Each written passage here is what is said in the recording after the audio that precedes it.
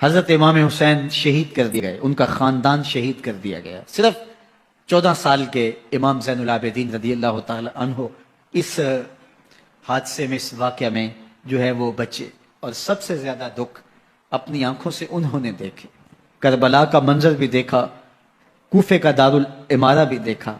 اور دمشق کا دربار یزید بھی دیکھا، اور پھر یہاں سے مدینے پہنچ کر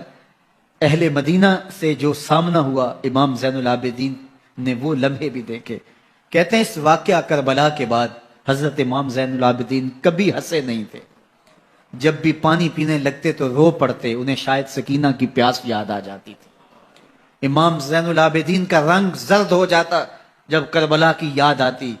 اور بسا اوقات شہر سے وحشت ہونے لگتی اور دور باہر نکل جاتے اور جا کر کے وہاں خیمہ گاڑ لیتے اور مہینہ مہینہ وہاں ذکر و فکر اور عبادت میں لگے رہتے۔ امام زین العابدین کے ہاتھوں میں ہتھ کڑیاں، پاؤں میں زنجیریں، اور اونٹ پہ باندھ کر کے جب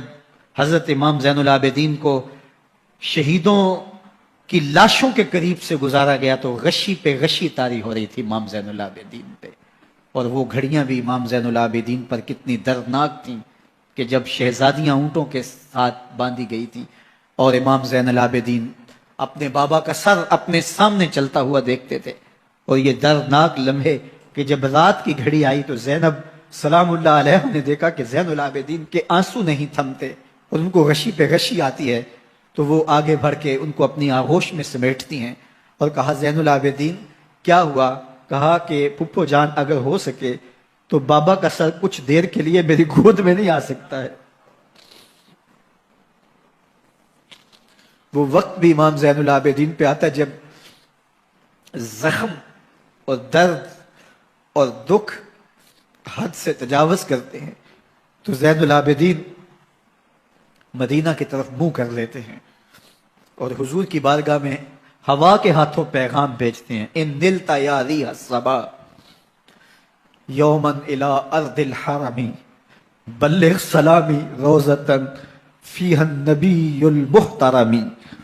یا رحمتا للعالمین ادرک لزین العابدین محبوس عید الظالمی فی الموکب والمزدحم۔